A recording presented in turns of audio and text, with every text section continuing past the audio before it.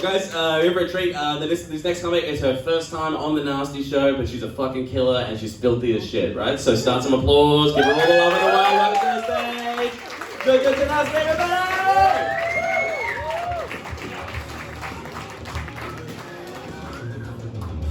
Hey everybody. I've got a confession to make. This week I stopped masturbating at work. It's a fancy way of saying I got fired. Been fired a few times in the last few years. I haven't had this many terminations since my late teens.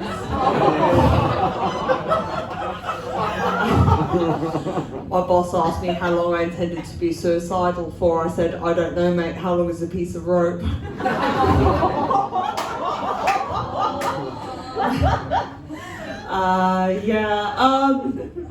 I've been diagnosed with a few things over the years: schizophrenia, schizoaffective bipolar, known in psychiatry as the royal flush. I got put on some new mood stabilisers the other day. They're strawberry flavoured, perfect for trick-or-treaters. No, it's really good to be at the Nasty Show. It's really good to be here. It's difficult to know what kind of jokes to tell these days. I mean, jokes about incest, relatable. Jokes about rape always feel a bit forced, don't they?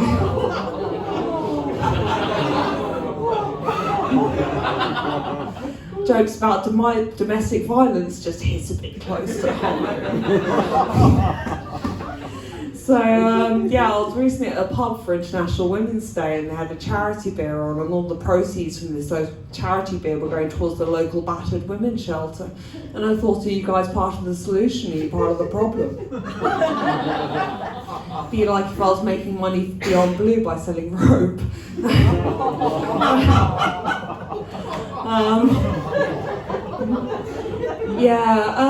I've noticed some people these days, they're feshising different things online. They're feshising different things like different aspects of the mind, like girls with daddy issues and toxic boys. But if I say I want to fuck a guy in a wheelchair, I'm a pervert.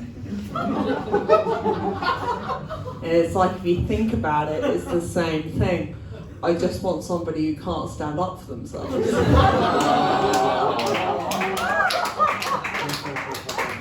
Somebody who I can just push around a bit. So I'm not particularly good at being a girl. I'm not particularly good. I'm non-binary. I like to say I'm so non-binary. I don't use either bathroom. I just run into the wall between them. Like it's platform 9 3/4. I don't understand beauty. I don't get it. I mean, why do beauty companies want you to put acid on your face? If I wanted to put acid on my face, I'd just go to Bangladesh and insult a guy. Sorry, that joke's a slow burner, isn't it? Bit in your face, isn't it? Oh dear. Let's go on to my mum. My mum's good. I messaged her the other day. I said, Mum, I just feel so shit. I want to throw myself under a bus. And she's like, Joanna, we didn't bring you up like that. I mean, public transport could at least be a taxi. Come on. No, she's good. We were talking about Michael Jackson and when that new documentary came out about him being a pedo, and I said, back in the 80s, did you guys know Michael Jackson was a pedo? She's like, oh yeah, everybody knew. And I was like, okay, well if you knew, like, why did you let us go listen to his music and we watched his videos, things like, he was in America. It's like 8 hours flight away. He wasn't gonna fiddle you.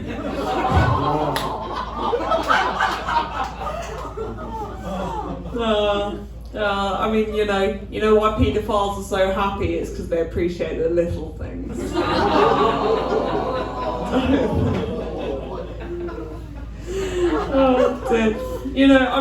Usually, I'm not worried about telling this kind of stuff normally. This is just my complete normal material. It's really, really good to be appreciated for. So I squirted for the first time the other day.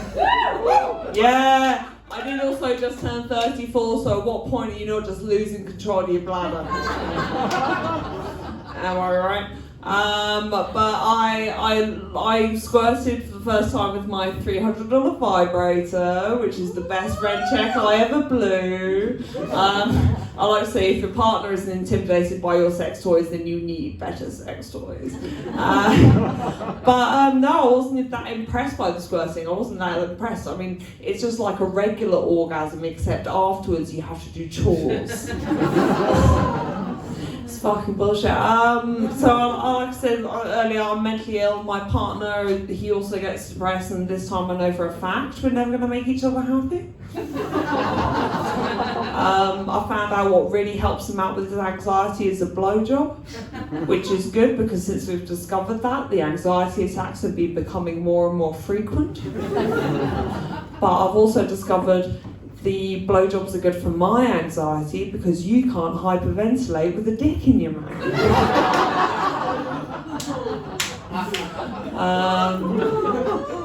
My friends call me the Grand Old Duke of York because I'm so up and down. No, it's because I've had 10,000 men.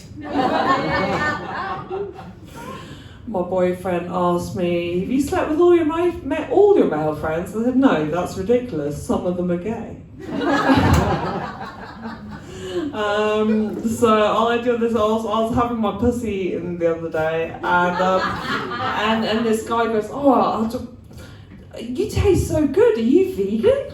And I said, no, but imagine if you could taste the cruelty. They're like, I'm not putting my dick in these kind of inhumane conditions. But yes, like I said, not very good at being a girl. I've actually asked whether I was trans a few times in the past few years, and honestly, I'm flattered. I don't have that kind of a work ethic. But honestly, I think if I'd had the inclination or the budget to choose anything about my body, I don't think this is the body I would have chosen. It's like, you fucking look at these tits. You think I paid for these? It's like I don't think anybody is flicking through a vagina catalogue. Sorry, flicking's probably the wrong word. I don't know whether anyone is perusing a vagina catalogue where it goes, oh honey, that one, the one with the long flap hanging down one side. Oh, how abstract, very postmodern. Okay, you guys have been fucking wonderful. Thank you for having me.